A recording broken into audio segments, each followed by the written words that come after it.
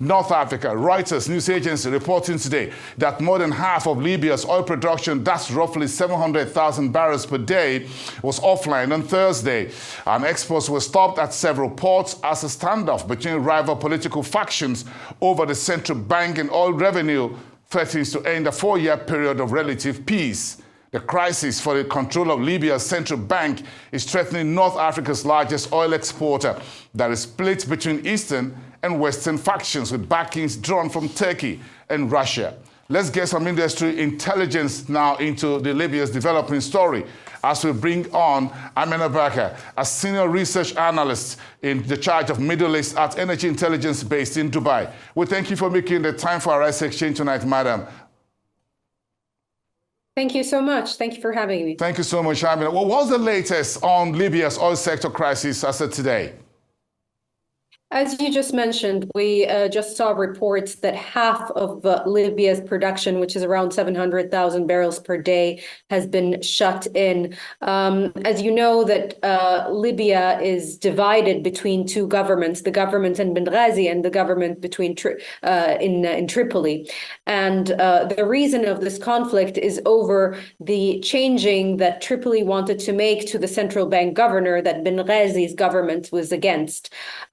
It's still unclear how this will unfold. I mean, on Monday, we heard that the Benghazi government declared force majeure on all the fields and the exports. This morning, as per our reporting, we checked the export terminals seemed to be still operational, but now we're hearing that the production has been shut in.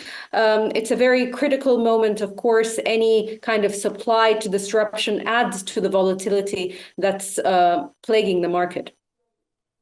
How long do you think that interruptions to Libya's oil operations will last? I mean, do we have any idea?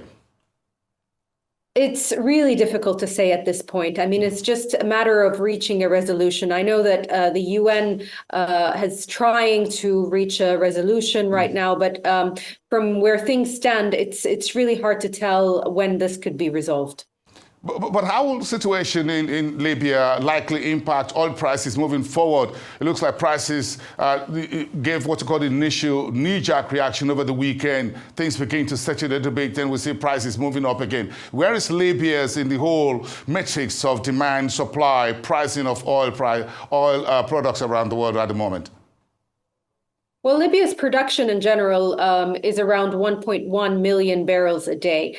And if they stop all the exports from Benghazi, you're talking about maybe 630,000 barrels per day of outage of exports.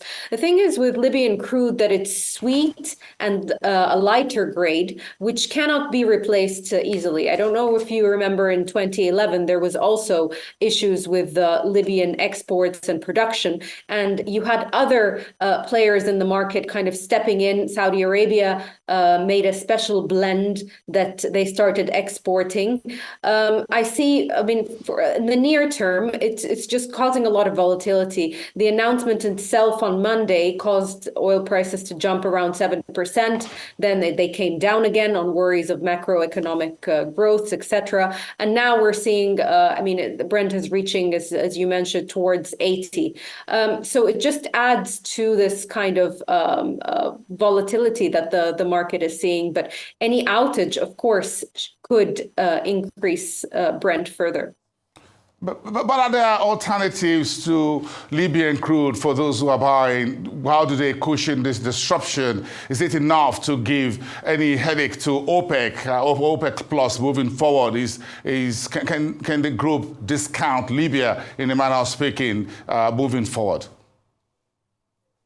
Well, in terms of grade, Libya's crude grades are more difficult to compensate. It's not a medium or heavier crude. It's sweet and light. So perhaps Saudi Arabia could with again, a special blend. There are similar grades in South Sudan, but South Sudan, of course, I mean, it'll be difficult for them to compensate these volumes, and they're already producing at a a high capacity at the moment.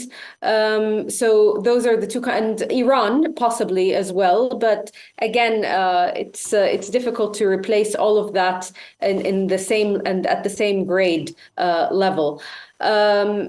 But if you just look at spare capacity in general, I mean, OPEC Plus as a group is sitting on quite a big cushion of spare capacity. It might not be the right grade, but there is enough crude capacity out there.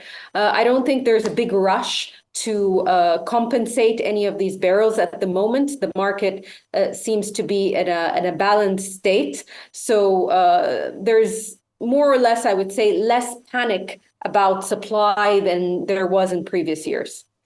Okay, now we're looking at whether no one's sure how OPEC will decide in terms of rollback of those 2.2 million barrels per day to the market when we enter into the fourth quarter and the final quarter of the year. Well, what's your outlook at energy intelligence in terms of oil prices in the near term, even as you saw international banks such as Morgan Stanley, Goldman Sachs revising their forecast for oil prices downward moving forward? Yeah, there's been a kind of bearish movement by the banks, but we see oil prices remaining in the kind of high 70s zone, perhaps at 80 till the end of the year. And we still see that OPEC Plus as a group could roll back its production cuts as they plan to do by the end of the third quarter this year. There is a possibility. I just wanted to note that these compensation cuts that are happening by Kazakhstan, Russia, and Iraq are going to factor in limiting the impact of these additional increments that are coming. So that leaves the group more space for them to return these barrels. So I expect them to return these barrels. But in the start of 2025, there's a lot of more uncertainty. And at Energy Intelligence, we perhaps forecast there might be a need for a pause in these increments if demand doesn't pick up sufficiently. Very interesting time ahead. Thank you so much. Great insight from you there, Amena Bakr of Energy Intelligence. Thank you so much. Sincerely, we have yourself a pleasant evening out there in Dubai. Thank you so much.